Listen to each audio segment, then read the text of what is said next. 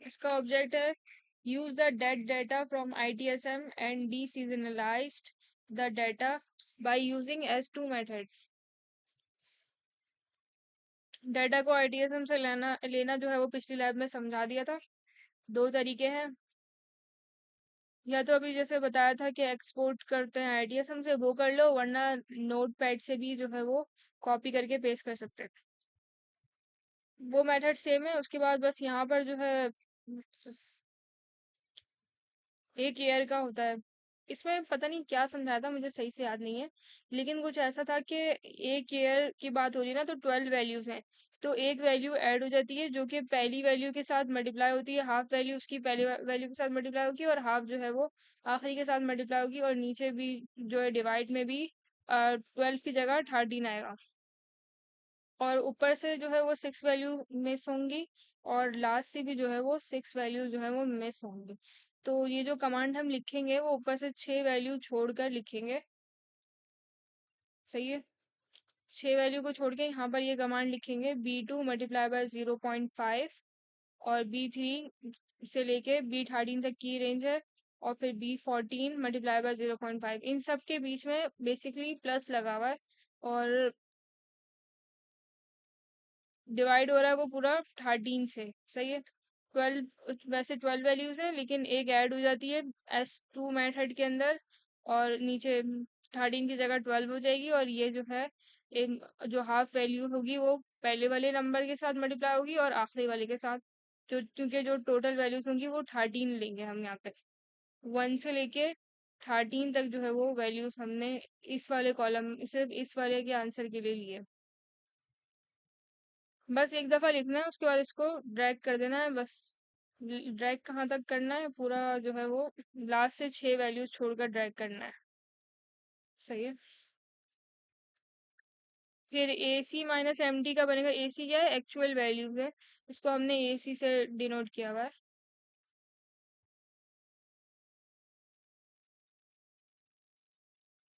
B8 मतलब ये जो 7 पे वैल्यू है ये, और इससे ये दोनों आपस में माइनस हो जाएंगे, तो ये आंसर आया, ये लिख देंगे, और फिर इसके बाद इसको भी नीचे तक पूरा ऐसे ड्रैग कर देंगे।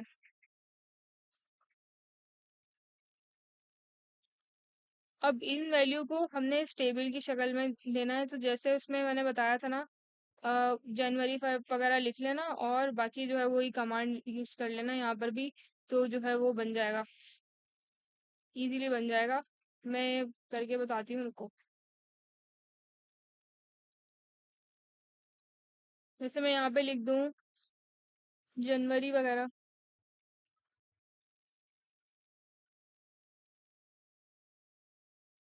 सही है। अब इसके बाद यहाँ पर कमांड जो थी इक्वल्स टू ये वाली, और डाटा की रेंज सेलेक्ट कर लेते हैं। AC-MT वाला कॉलम लेंगे यहाँ पे,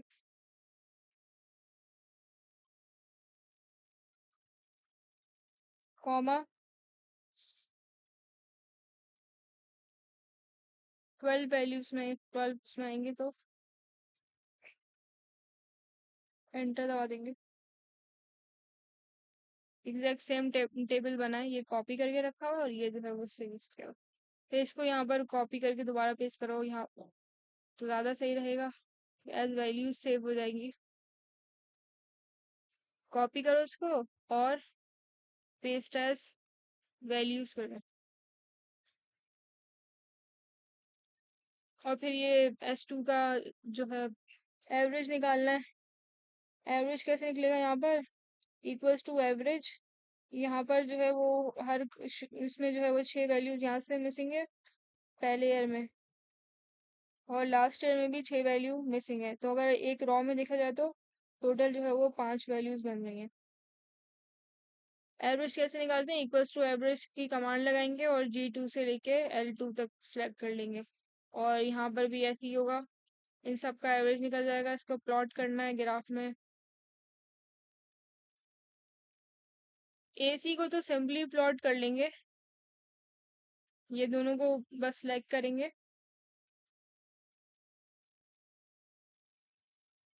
इंसर्ट पर जाएंगे, रिकमेंडेड चार्ट, और ये आ रहा है, इसको ओके करेंगे तो ये बन जाएगा। अगला बनेगा एमटी का। एमटी के लिए भी जो है वो सारी वैल्यूज को सिलेक्ट करेंगे। एमटी की वैल्यूज को सिलेक्ट करेंगे इसमें।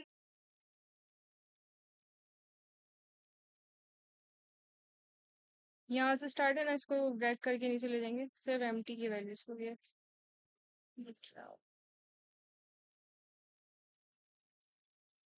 सिर्फ एमटी की वैल्यूज को सिलेक्ट किया, उसके बाद रिकमेंडेड चार्ट में जाएंगे। ये आ रहा है चार्ट लाइन, इसको ओके करेंगे। फिर ये देखो, ये 1 से स्टार्ट हो रहा है, तो हमें 1 से तो नहीं चाहिए क्योंकि इसकी जो पहले स्टार्ट आ रहा है वो 7 से आ रहा है।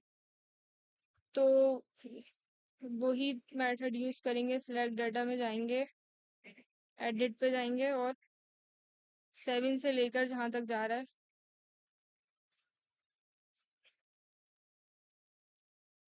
इसको ओके करेंगे। तो अब नंबर जो है वो सही हो जाएंगे। सही है। एवरेज का प्लॉट तो बहुत सिंपल है, बस इन एवरेज का प्लॉट जो है वो यहाँ से एवरेज सेलेक्ट करेंगे और फिर उसके बाद जो है वो मंथ सेलेक्ट कर लेंगे, तो एवरेज का प्लॉट भी बन जाएगा। ये लैब भी हो गई खत्म।